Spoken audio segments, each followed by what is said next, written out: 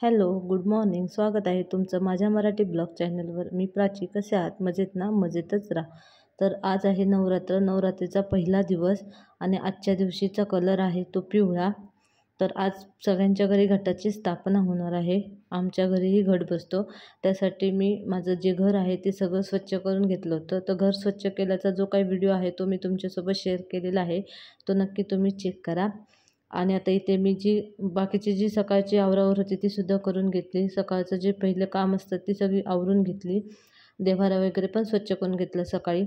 त्यानंतर आंघोळ वगैरे करून मी जी घरातली पहिली जी मेन देवपूजा आहे ती सगळी पूर्ण करून घेतली. त्यासाठी मी वस्त्र बदललं. वस्त्रावर खाऊची पानं मांडून त्यावर मी माझे जे काही सगळे देव आहेत ते देव मांडलेले आहेत. मी फुलं आणली होती, त्यामध्ये मला हार मिळाला होता. तो मी देवाऱ्याला घातला. गणपतीची पण पूजा केली, त्याच्यासाठी जास्वंदाची फुलं मिळाली होती, तीसुद्धा मी गणपतीला वाहिली. आणि आता आमच्याकडे कशी प्रथा आहे की आज म्हणजे नवरात्रीच्या पहिल्या दिवशी जे देव आमच्याकडे खाऊच्या पानावर बसतात ना, ते आम्ही 9 दिवस हलवत नाही, अजिबात उठवत नाही. फक्त फुलं बदलतो किंवा हळद कुंकू वाहून, दिवा वगैरे लावून, अगरबत्ती वगैरे दाखवून फक्त पूजा करतो. देव 9 दिवस तसेच पानावर बसलेले असतात. मात्र 9व्या दिवशी म्हणजे घट ज्या दिवशी हलवला जातो त्या दिवशी देव म्हणजे स्वच्छ करून, उठवून स्वच्छ करून, खाऊची पानं बदलून, वस्त्र वगैरे बदलून, खाऊची पानं बाजूला करून पुन्हा देव पूजले जातात. आणि मग दसऱ्या दिवशी पण पूजले जातात. आणि दसरा आणि जर घट उठायचा दिवस एकच असेल तर त्या दिवशी देव उठवून स्वच्छ वगैरे करून पुन्हा ते पानावर बसवले जातात. ते कोजागरी पौर्णिमेपर्यंत परत झाकून ठेवले जातात. कारण असं म्हणतात की तुळजापूरची आई ही परत कोजागरी पर्यंत दसऱ्यानंतर कोजागरीपर्यंत झोपलेली असते, त्यामुळे देव झोपतात असं म्हटलं जातं. म्हणून ते देव झाकून ठेवले जातात. ते मग कोजागरी पौर्णिमेला त्यांना स्वच्छ वगैरे करून त्यांची रेग्युलर अशी पूजा केली जाते. तर ही पूजा वगैरे करून झाल्यानंतर मग मी इथे घट मांडायला घेतलेला आहे. त्यासाठी इथे मी चौरंगासारखं जरा स्टूल बनवलेलं आहे आणि त्यावर पाट मांडून पाटावर लाल वस्त्र ठेवलेलं आहे. आणि इथे मला अखंड दिवा ठेवायचा आहे, कारण अखंड 9 दिवस दिवा तेवत ठेवावा लागतो. तर इथे मी दिवा पण केलेला आहे तो तयार, म्हणजे समईच लावलेली आहे. समई नाही, लांबण दिवा तयार केलेला आहे आणि तो लावलेला आहे. त्यामध्ये वात वगैरे ठेवून त्याची मांडणी केलेली आहे. त्यानंतर इथे मी घट ठेवत आहे. तर त्यासाठी मी दुर्डी घेतलेली आहे, म्हणजे टोपली अशी घेतलेली आहे. त्या टोपलीमध्ये मी पत्रावळी ठेवलेली आहे आणि त्या पत्रावळीमध्ये माती घालून, माती व्यवस्थित अशी चाळून घेतली. शेतातली माती आहे तर ती मी माती व्यवस्थित चाळून वगैरे घेतलेली आहे. आणि त्या मातीमध्ये मी 5 प्रकारचं धान्य, जे काय माझ्याकडे धान्य होतं ते मी धान्य मिक्स करून त्या मातीमध्ये पेरलेलं आहे. तर ही घटाची स्थापना का केली जाते किंवा घटामध्ये धान्य का पेरलं जातं, तर आश्विन शुक्ल प्रतिपदेला ही घटस्थापना केली जाते. भाद्रपद अमावास्येनंतर ही घटस्थापना केली जाते. तर शेतकरी वर्षभर जे काय आपल्याकडे धान्य असतं तो साठवून ठेवतो. पण हे साठवलेलं धान्य हे कितपत चांगलं आहे, कितपत की खराब झालेलं आहे, हे कसं कळणार ना? तर ते कळण्यासाठी किंवा त्याला समजण्यासाठी ह्या घटाची स्थापना केली जाते. कारण ह्या घटस्थापनेमध्ये तो जे धान्य साठवलेलं धान्य आहे ते पेरतो आणि घट बसवतो आणि 9 दिवस तिथे म्हणजे पाहतो की कुठलं धान्य रुजलेलं आहे, कुठलं धान्य रुजलेलं नाही आहे हे पाहतो. आणि त्यानंतर कुठलं धान्य पेरायचं हे तो ठरवतो. नाहीतर त्याचं नुकसान होऊ शकतं ना शेतकऱ्याचं. म्हणून ह्या घटाची स्थापना केली जाते आणि तशी ती परंपरा चालू झालेली आहे. तर हे बघा, इथे मी जे धान्य आहे त्यामध्ये मी पांढरा वाटाणा घेतला आहे, मूग घेतले, मटकी घेतलेली आहे. आणि आईंनी बाजारातून 5 प्रकारचं धान्य मिक्स आणलं होतं. त्यामध्ये हरभरा होता, गहू होता, मी घरातला पण गहू, थोडासा तांदूळ टाकलं होतं त्यामध्ये. असं सगळं धान्य जे आहे ते मिक्स करून त्या मातीमध्ये पेरलेलं आहे. त्यानंतर इथे मातीचा कलश असतो, मातीचाच गडू वापरला जातो. त्यामध्ये पाणी टाकलं, हळदी कुंकू टाकलेलं आहे, थोडेसे तांदूळ टाकलेले आहेत. आणि त्यानंतर मी त्याला हळदी कुंकवाची 5 बोटं ओढलेली आहेत, स्वस्तिक काढलेलं आहे. आणि त्यानंतर हा जो हे काय लाल दोरा, त्याला काय म्हणतात, नाडापुडी जी असते ना, ती बांधलेली आहे मी. आणि त्यानंतर 5 खाऊची पानं लावून त्यावरती मी नारळ ठेवणार आहे.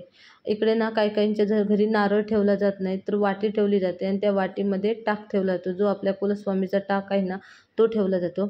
इथं तुम्ही जर तुमच्या इथं जागा असेल किंवा जर म्हणजे हे असेल, भिंतीला वगैरे टिकून जर तुम्ही घट ठेवत असाल तर तुम्ही ते तुमच्या कुलस्वामीचा स्वामिनीचा फोटो किंवा देवीचा फोटो ठेवू शकता, किंवा जर तुमच्याकडे टाक असेल तर टाक ठेवू शकता.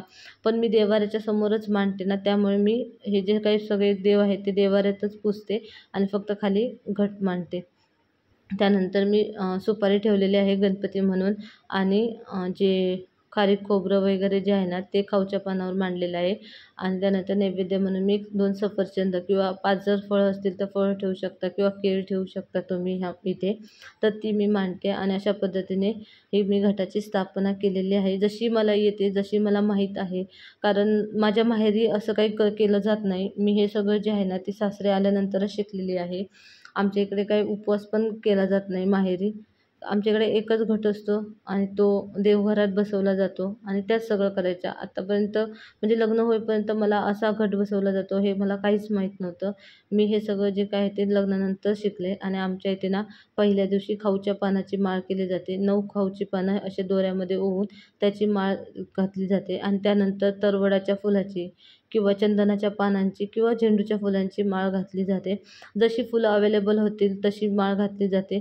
आणि ज्या दिवशी अवेलेबल होतील, जर समजा एखाद दिवशी फुलं नाही मिळाली किंवा काहीच नाही मिळालं तर मग दुसऱ्या दिवशी 2 माळा आम्ही घालतो. कारण तर देवीला तर सगळंच माहिती आहे, तुम्हाला तर माहिती आहे, देवीला सगळंच माहीत असतं आणि ती आपल्याकडनं जर काही चुका वगैरे झाल्या तर ती माफ करते. ती आपल्या पदरात घेते, आपल्याला समजून घेते. शेवटी ती आई आहे आणि आई ही आपल्याला समजून घेतेच. आई ही लेकरांवर दया माया दाखवतेच. ती काय ती आई लेकरांवर जास्त काही रागून राहू शकत नाही किंवा लेकरांचा राग करू शकत नाही. शेवटी ती आई आहे, जगज्जननी, जगाची जननी आहे आणि तिलाही प्रत्येक लेकरू हे समानच असतं. तर हे बघा, खाऊच्या पानांची माळ घालून झाल्यानंतर मी थोडंसं जे पाणी आहे ते त्या धान्यावरती शिंपडलेलं आहे. आणि रोज असं आता 9 दिवस थोडं थोडं पाणी या धान्यावरती शिंपडायचं. म्हणजे जास्त नाही शिंपडायचं, कारण नाहीतर त्या मातीचा चिखल होऊ शकतो. आणि थोडं थोडं पाणी त्या कलशामध्ये टाकत राहायचं 9 दिवस सकाळी पूजा करताना. आणि सकाळ संध्याकाळ धूप अगरबत्ती वगैरे लावून पूजा करायची, आरती वगैरे करायची. तर इथे मी देवीची आरती करून घेतली. त्यानंतर मी खिचडी बनवायला घेणार आहे. तर त्या खिचडीचाच मी नैवेद्य दाखवणार आहे, कारण पहिल्याच दिवस आहे. पहिल्या दिवशी काही एवढं कोण खात नाही. आता 9 दिवस उपवास असतात, त्यामुळे आमच्या घरात माझा आणि सासूबाईंचा दोघांचाही उपवास असतो. तर त्यासाठी मी इथं खिचडी बनवते. तर म्हणलं आता शेंगदाणे एकदमच भाजून कूट करून ठेवा, कारण 9 दिवस लागणार. पण हे काही 9 दिवस पुरणार नाहीत म्हणून, पण जास्त पण करून नंतर ते म्हणजे टेस्ट लागत नाही, म्हणून मी थोडं थोडंच केलेलं आहे, जसे बरणी भरेल एवढे. तर शेंगदाणे भाजतात तोपर्यंत त्याचे मी 6-7 मिरच्या, त्यामध्ये थोडंसं जिरं आणि थोडंसं मीठ टाकून ह्याची बारीक, म्हणजे बारीक नाही, जास्तच बारीक नाही, पण थोडं ओबडधोबड असं मी वाटून घेणार आहे मिरची. आणि ते शेंगदाणे पण मी बारीक म्हणजे भाजून घेत आहे आणि शेंगदाणेसुद्धा मी मिक्सरला बारीक करून घेतलेले आहे. त्यानंतर आता खिचडी परतायला घेणार आहे. तर त्यासाठी मी तेल गरम केलं आहे. तेलामध्ये मी थोडंसं जिरं, आणि इथे जिरं नाही टाकलं कारण मी मिरचीमध्ये जिरं टाकलं होतं. तर मी जी मिरची वाटून घेतली होती ती तेलात छान परतून घेतली आणि त्यानंतर तो साबुदाणा आपण भिजत घालून घेतला होता तो मी घालून घेतला आणि साबुदाणा छान परतून नंतर 1-2 मिनटं वाफ काढून घेतली. वाफ काढून घेतल्यानंतर साबुदाणा छान होतो. तर तुम्ही पाहू शकता इथे थोडासा चिकचिक झाला आहे आणि तेल जास्त सुटले साबुदाण्याला. पुन्हा एकदा मी 2 मिनटं अशीच मी झाकून ठेवणार आहे. तर हे बघा, त्यानंतर आता ह्यामध्ये मी कूट घातलेला आहे. तर कूट घातल्यानंतर बघा आपला साबुदाणा जो आहे तो छान मोकळा झालेला आहे आणि थोडं 1-5 मिनटं अजून झाकून ठेवल्यानंतर तो छान शिजतो. आणि तुम्ही पाहू शकता किती मोकळी अशी खिचडी झालेली आहे. कुठेही खिचडीला तेल दिसत नाही. अशा पद्धतीने जर तुम्ही खिचडी केली ना तर ती छान होते आणि त्याची टेस्टसुद्धा खूप छान लागते. तरी ते आपली खिचडी 7-8 मिनटात व्यवस्थित अशी शिजलेली आहे. चला आता आपण देवीला ह्याचा नैवेद्य दाखवूया. तर त्याच खिचडीचा मी नैवेद्य देवीला दाखवलेला आहे. तुम्हाला हा व्हिडिओ कसा वाटला हे मला नक्की कमेंटद्वारे कळवा. And happy Navratra.